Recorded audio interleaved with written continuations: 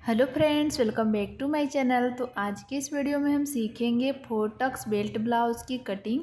अगर आप इस वीडियो को एंड तक देख लेते हैं तो इजी तरीके से 4 टक्स बेल्ट ब्लाउज़ की कटिंग सीख जाएंगे। ये हमारा कॉटन ब्लाउज़ है और इसी ब्लाउज़ पर मैं आपको इसकी कटिंग बताऊंगी। तो सबसे पहले देखिए, इसको 2 बार इस तरीके से फोल्ड करेंगे और फोल्ड करने के बाद किनारे की साइड से 1.5 इंच सिलाई मार्जिन की मार्किंग करेंगे। अब यहाँ से चेस्ट का चौथा भाग लेंगे। तो चेस्ट है 40 इंच, तो उसका चौथा भाग 10 इंच। इस तरह आपको अपने साइज के हिसाब से कपड़े को फोल्ड कर लेना है। अब यहाँ से ब्लाउज़ का लंबाई लेंगे। तो जितना आपका ब्लाउज़ का लंबाई रहता है उससे 1 इंच प्लस करके रखेंगे।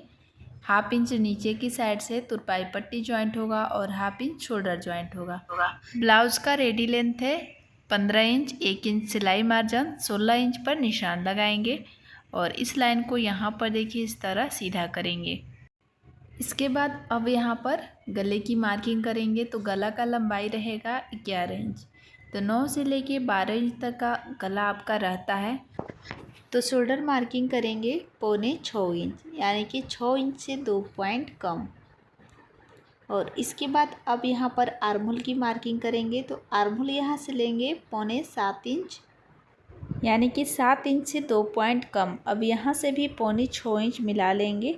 तो शोल्डर आपको 6 इंच से 2 पॉइंट कम रखना है और आर्महोल रखना है 7 इंच से 2 पॉइंट कम।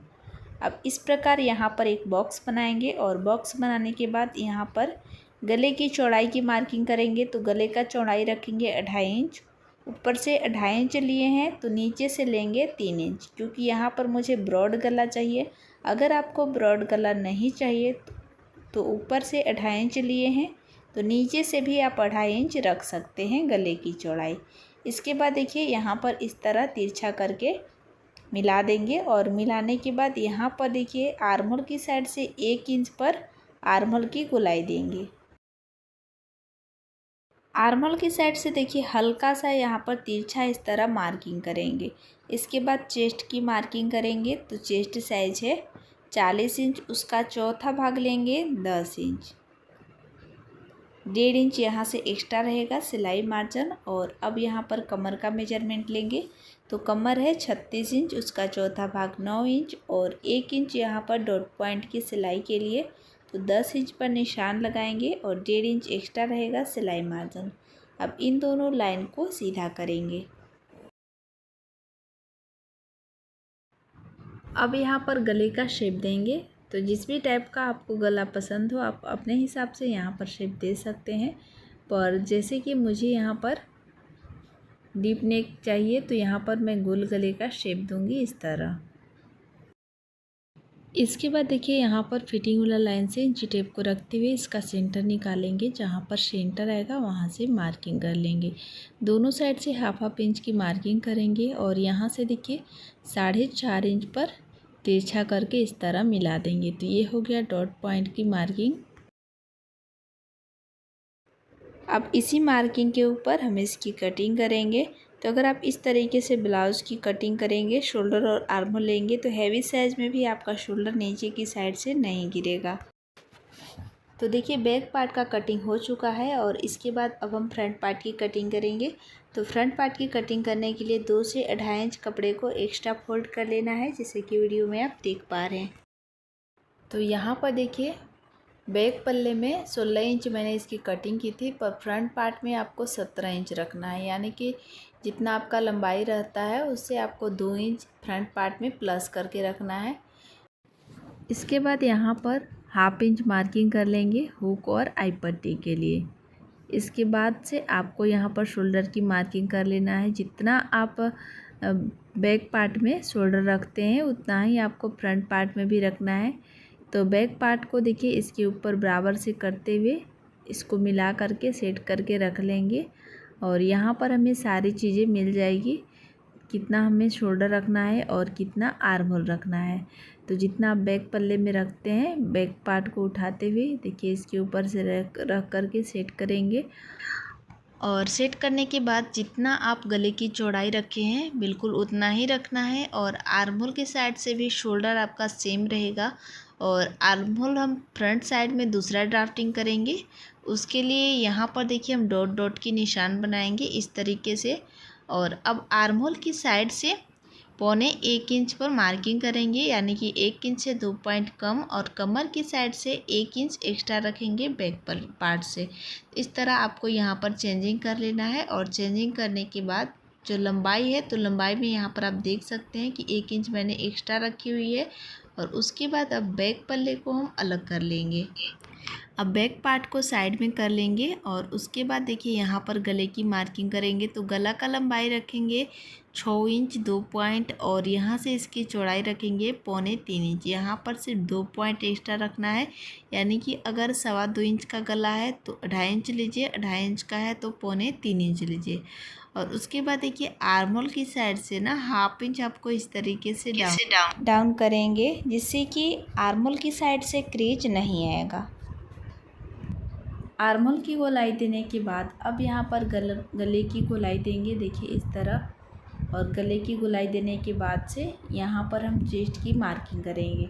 तो चेस्ट का चौथा भाग लेंगे 10 इंच, और 1 इंच यहाँ पर डॉट पॉइंट की सिलाई के लिए तो 11 इंच लेंगे, और 1.5 इंच सिलाई मार्जिन। कमर का चौथा भाग लेंगे तो 36 इंच का कमर है तो 9 इंच लेंगे, और 2 इंच और एक्स्ट्रा ऐड करेंगे।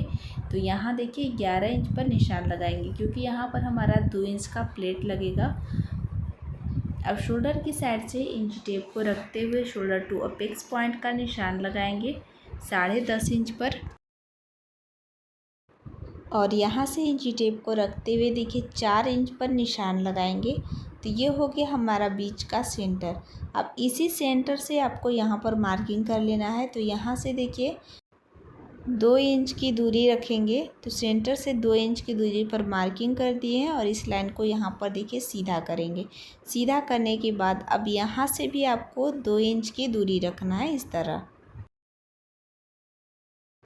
तो चारों साइड से आपको यहाँ पर 2-2 इंच की दूरी रखना है, क्योंकि ये ब्लाउज़ हैवी चेस्ट के लिए बना रहे, 40 साइज़ के लिए बना रहे। अगर आप 42 साइज़ में भी बनाते हैं तो इसी तरह 2-2 इंच की दूरी रखिएगा। तो मैं यहाँ पर देखिए फिर से 2 इंच की दूरी पर मार्किंग करूँगी। इस तरह आपको इंची टेप को रख कर मिला लेना है कि 2 इंच की दूरी आपका यहाँ से बन रहा है या नहीं। उसके बाद यहाँ से ऊपर की साइड देखिए फिर से 2 इंच की दूरी पर एक गोलाई देंगे छोटा सा, और अब यहाँ पर स्केल की मदद से इन दोनों पॉइंट्स को इस तरह मिला देंगे। इसके बाद बेल्ट की मार्किंग करेंगे। तो 3.5 इंच बेल्ट का लंबाई रखेंगे, और इस लाइन को यहाँ पर सीधा करेंगे।